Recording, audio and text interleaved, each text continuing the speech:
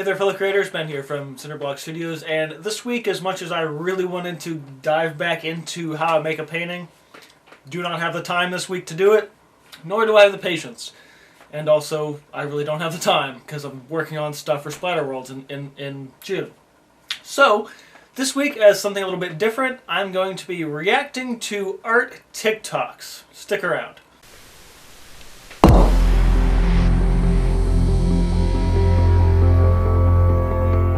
So earlier this year, I reached out to a member of the Cinder Society Discord community to say, like, hey, I know you're on TikTok way more than I am. I don't consume media on the platform whatsoever, despite it being really popular, despite also having an account. I just upload old stuff over there. I don't consume anything on TikTok, so I really don't know a ton about the platform, at least in terms of the kind of art videos that exist there. So I was like, go to town, find whatever you want for me, whether that be really interesting looking things, art hacks that are completely useless, that look like complete nonsense, or could be just things that you think I might have something to say on. So I don't really know what I'm in for today. I have a list of videos to watch. I will be diving through them, and yeah, we'll see what happens. I'm sure I will be commenting and giving tips along the way as need be.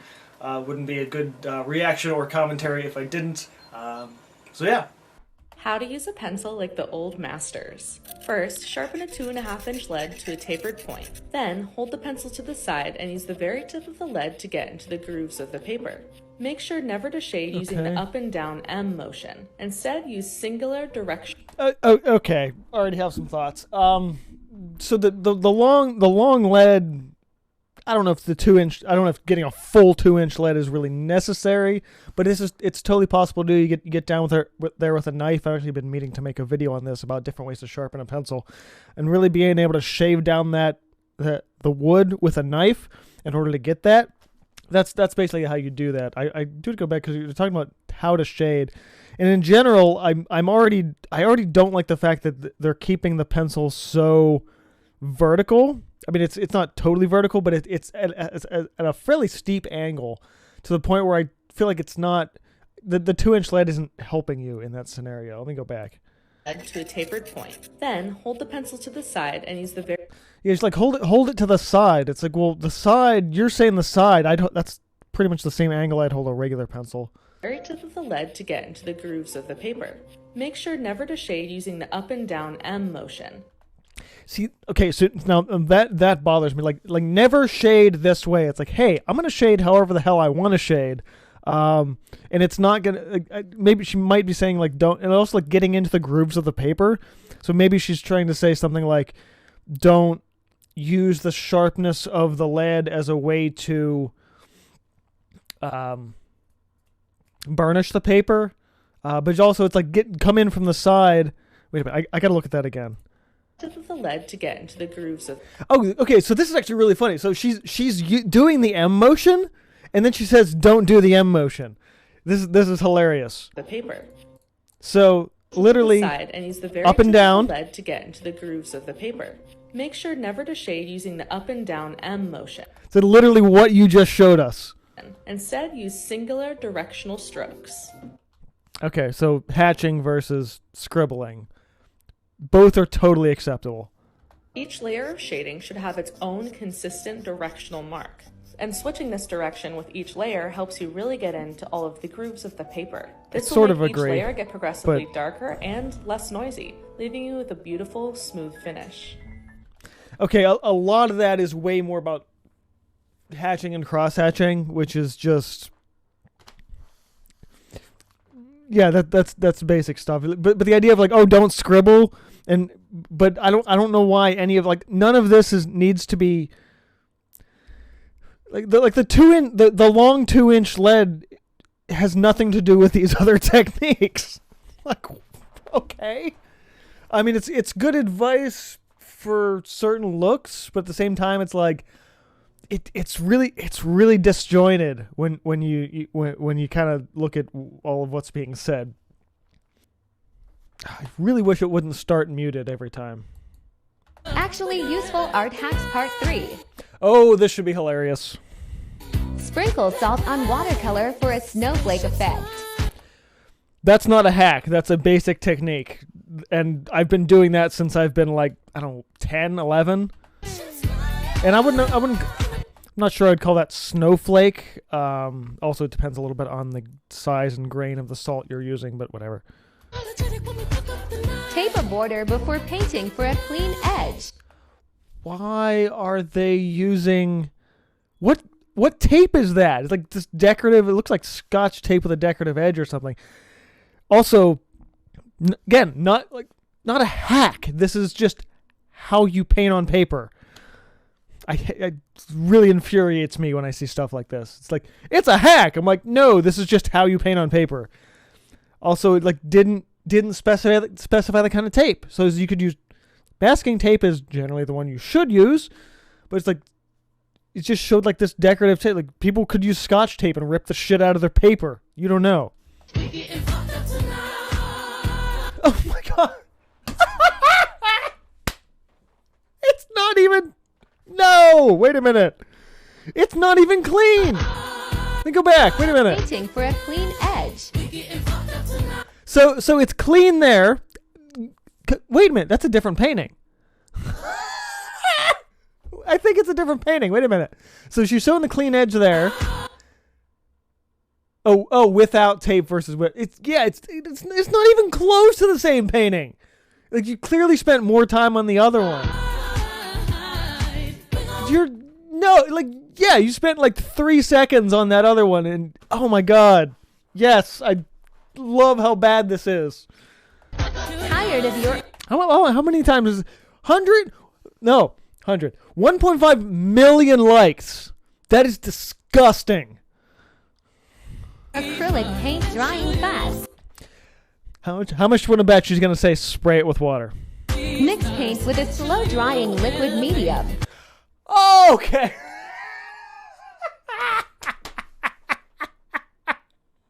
Wow.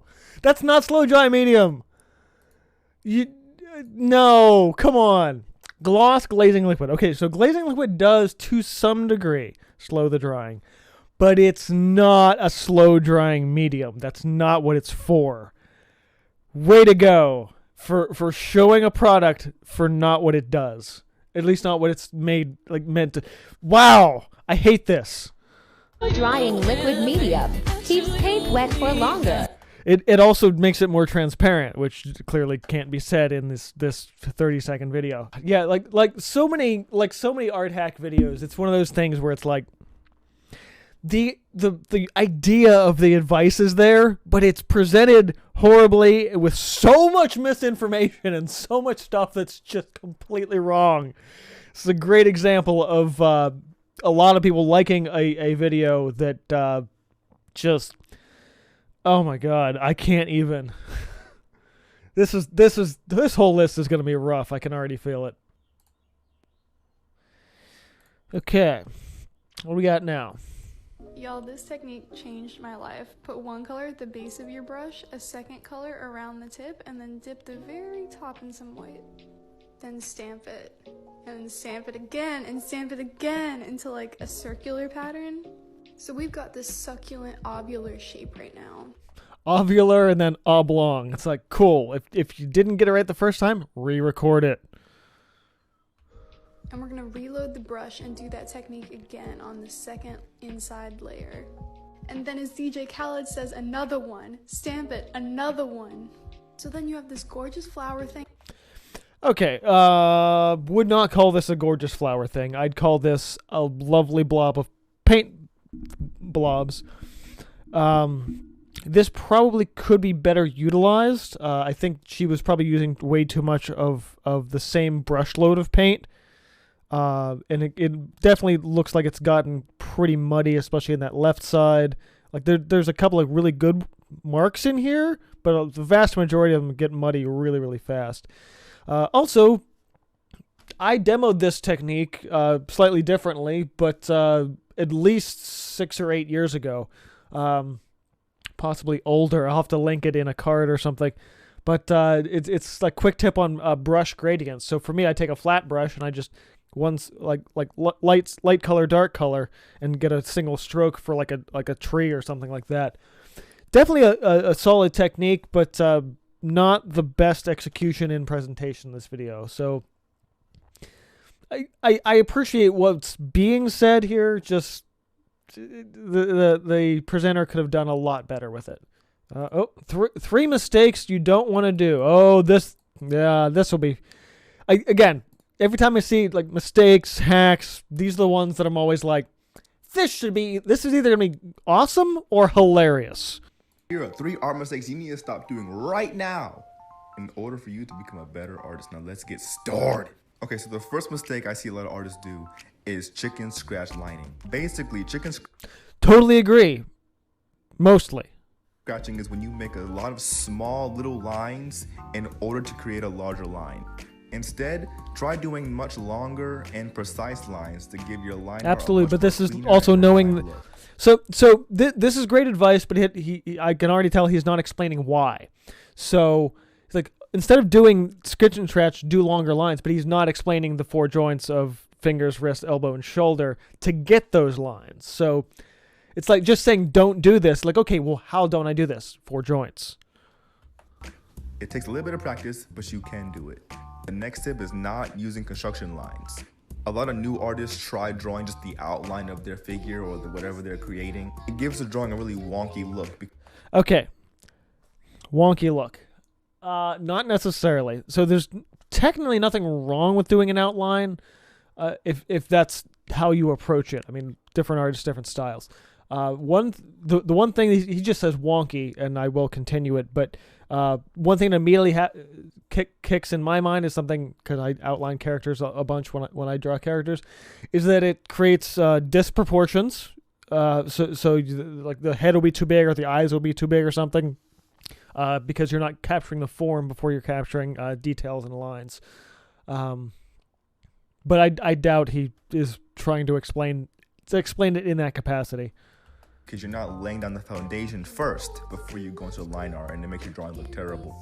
So instead of doing that, lay down the foundation first, Foundations. Like, what does that mean? You're just like, lay down the foundation. Like, what do you mean by foundations? Forms, shapes, these are important terms. I'm saying in the construction lines, use the guidelines first, and then you get a much better drawing in the end. And yeah, the last and final tip is stop choking your pencil. Right here is a horrible grip for your hand.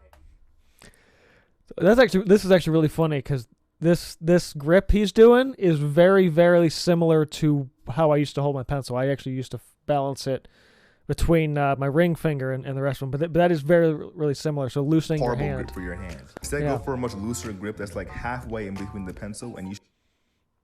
Cool, that ended way too quickly. But yeah, like that last tip was probably the best one. I wish it was a little bit longer. But that's the thing, like loosening your grip and then using your 4 joints.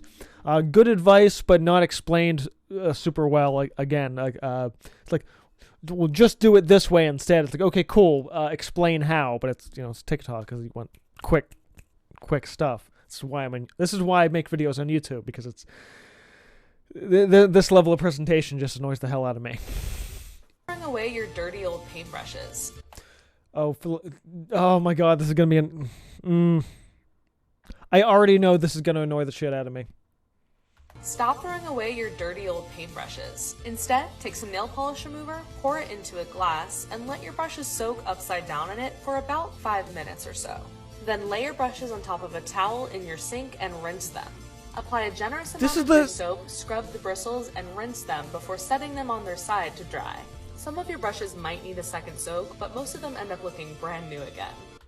This is already my video. Like, okay, but not nail polish remover, rubbing alcohol. Nail polish remover is acetone, and it will eat the crap out of the ferrule.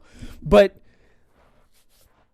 this is literally this technique that I made a video about this like 10 years ago.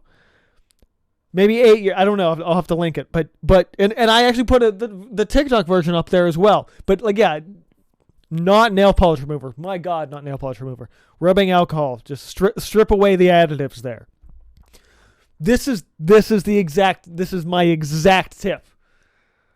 And here's somebody that put this up earlier than I put my TikTok version up, but way after hand motions, way after I put up my rubbing alcohol one. Way more attention, 33,000 likes. Oh, that pisses me off to see somebody teach a worse version of it. Yeah. How to paint smoke. Today we'll be using these 3 paint colors, some fan brushes, some regular brushes, and our handy dandy fluffy brush. You can totally just... Fluffy brush, cool. Thanks for not telling me what size it is, what stiffness. Fluffy, great. Use these 2 colors out of the tube, but if you want to be fancy, you can mix some blue into also your oil black paint, and so your white. yeah. We're going to start off our painting by taking our black and covering our entire background with it. One, didn't need to do with that with paint, could have totally done it with gesso. You don't want to use too much paint, but you do want to cover all of those white spots. Before we move on to the next gesso with step, black. make sure you have a photo reference. Now we're going to photo reference alert, as if, whatever. Our fan brush into the white, wipe off the excess, and start gliding it gently over the surface of our black paint. In between every stroke, make sure that you wipe your paintbrush before you re-dip so that everything stays nice and clean. Okay, so this does make a little more sense with the black oil background because you're doing wet on wet, but all right. Once you're satisfied, take your handy blending brush and start blending directionally like we did in the last tutorial. And don't forget to keep wiping off your blending brush in between strokes. This is just really good. These steps should get you to somewhere like this. You can totally stop here if this is the look you're going for, or you can go in with your regular brush and start outlining the beautiful shapes you've created in the first step. Just make sure to keep your brushes clean and your reference photo in sight while you blend, paint, and repeat. And after all that, things should start looking like this. I hope you guys like this tutorial, and thank you so much. Phenomenal. Absolutely phenomenal. Start to finish, with the exception of blendy brush, because but with that one exception, this is fantastic. Best tutorial I've seen today. How to paint rain. Okay, this should be interesting, because this is actually something I've sort of been struggling with over the years. Before I get started though, I do want to say that most of the time if you're not just doing like streaky lines or something, a lot of times you're painting the effects of rain, not necessarily the rain itself. Depends on the perspective and the scale of the piece, I imagine. But interested to see what this is like. How to paint rain. Today you're going to need these 6 colors and basics. whatever your favorite brushes are. Whatever your favorite brushes are. That's suspect, because it's like my favorite brushes are soft, but I'm not going to use a soft brush for a technique that requires a hard one, but whatever, a stiff one. Then mix up a palette that consists of a light gray, a dark gray, a sky blue, and 2 shades of green. While looking at my reference photo, I block in my grass and my tree line. Then, using our sky blue, I start to paint in the little bit of blue sky that's peeking out. Okay, I've never understood this idea of painting the sky after you paint your foliage. Obviously, they're kind of blocking things out, but this drives me nuts. I see this in super high-end realism painters too. Like they'll paint the sky and they'll paint these trees, then they'll go back in and paint more sky. I'm like, what are you doing? Paint the sky first and then just layer over it. Are you kidding? You not only save more paint doing that, but you also just... I don't... Because then it looks off. Then you have textural differences where the paint of the sky is popping out over the foliage, which is... No! Come on! From underneath the layer of clouds that's above us, raining on our heads in this painting. I mix my 2 grays together for the shadows of clouds that are further away and closer to the horizon line. Then I use my lightest gray to fill in the highlights of those same distant clouds. Using my darkest gray, I paint in the darker shadow shapes of the clouds right above our heads in this painting.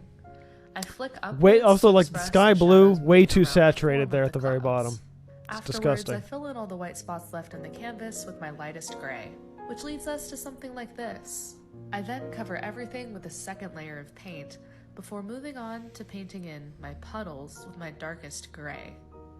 Using my smallest brush and the lightest gray, I go in and start expressing the little ripples that are created when a raindrop hits the water. These are kind of fun to paint, so I put in a lot of them and sometimes even added a little splash. For the puddles that are further away though, you don't need as many details. Now we can paint the little blades of grass poking out of the puddles. The further away the grass, This lady the also smaller really and needs to learn how to shorter the thinner blades of paint with grass some should water, be. because everything's Then, super using thick that here, same and it's darkest driving me green, nuts. I paint in some tree shadows. Then, with a little bit of the darkest gray at the tip of my paintbrush, I go in and start dry brushing it or scumbling it into the clouds. I think this is the best way to blend when you're using acrylic paint. Best way to blend with using acrylic paint? Hold on. Wait a minute. She said dry brush, and then she said blend. That's not... Dry brushing isn't blending, it's dry brushing. Literal facepalm. Seriously. What? No. You've completely lost your terms. Lastly, we're going to take our smallest brush and that mid-gray and start painting in evidence of raindrops. You do not need to paint every single raindrop that exists. Just hint at little moments here and there where the sunlight catches a raindrop falling down from the sky. And all that hard work is going to lead us to something like this. Oof. Alright, so... Sparing the really not great painting techniques shown here. This is kind of what I was thinking of. So showing the effects of rain versus showing the rain itself. This piece is lacking a lot of things. One being atmospheric perspective. Two being dipping the brush in water so not everything is dry brushing, because by the looks of things, basically everything is dry brushing. Everything has the same uniform texture to it, which is already driving me crazy. And while I do appreciate the little drops of rain that she's kind of going for, it actually bothers me that they're very vertical. I'd expect a little bit more of an angle to that. And it feels, I don't know, kind of out of place. It looks like they're just kind of slapped on there at the end. Actually, I would have been hard pressed to even put the lines in there at all.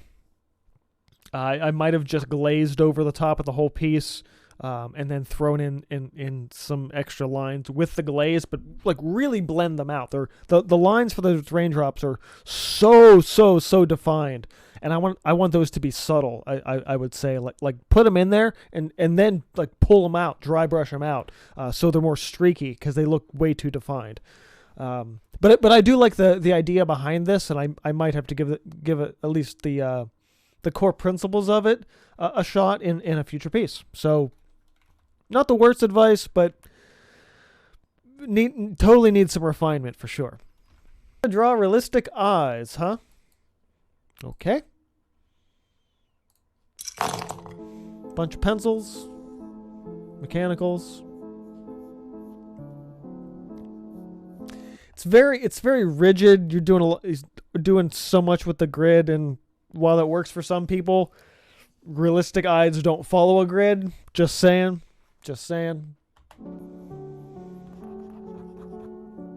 Okay. Didn't need to erase if you kept your lines light enough, which the lines were, I guess, dark enough to show up on camera, but the eraser totally unnecessary. Some blending. More blending. See, now it's interesting just doing the actually, I got to go back for a second. Notice the the scratchy lines from the other artists. Like, don't do the scratchy lines. This person's doing that, which is really, I find to be quite funny. Yeah, just looser. Keep your arm looser. A lot of blending stump work here, which, again, while works, if you're using pencils, and there were like, what, 5-6 pencils there at the start, you don't need the blending stump. You can just use the pencils if as long as you're keeping your touch light enough and slowly building up that value versus just going blending stump, blending stump, blending stump, blending stump. Totally unnecessary.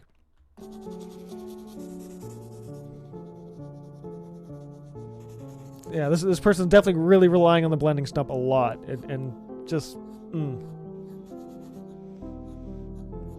and way too dark, way too fast, way too dark, way too fast, and an eyebrow that's literally just a stick. It's like, no, now we're speeding up. We're grabbing white charcoal, possibly maybe a pen. We were not shown those materials at the start. Okay, so realistic, somewhat. I actually can see a lot of, I don't want to say anime style, but I would say Eastern influence in a lot of what's being done here. Yeah, there's like so much blending some stuff, and like, way too dark, way too fast. And especially if you've got the range of pencils, don't just go straight into like dark, blend, dark, blend.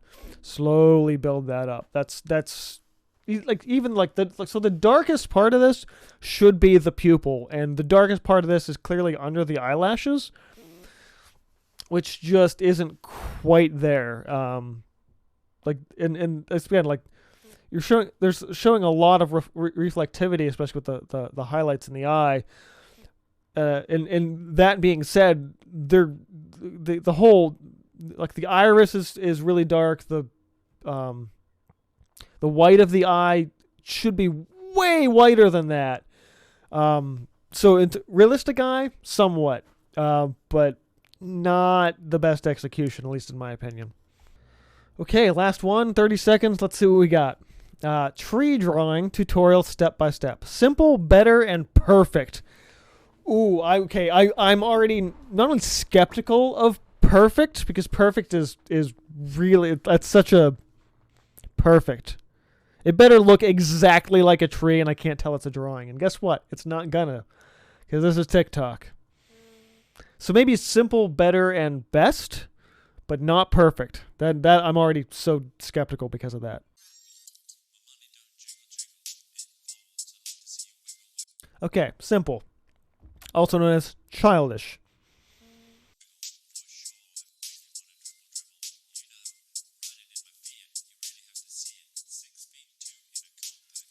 Better. Not better. Literally not better. It's exactly the same with some more rebranching. Not better. Actually, to be honest, kind of worse.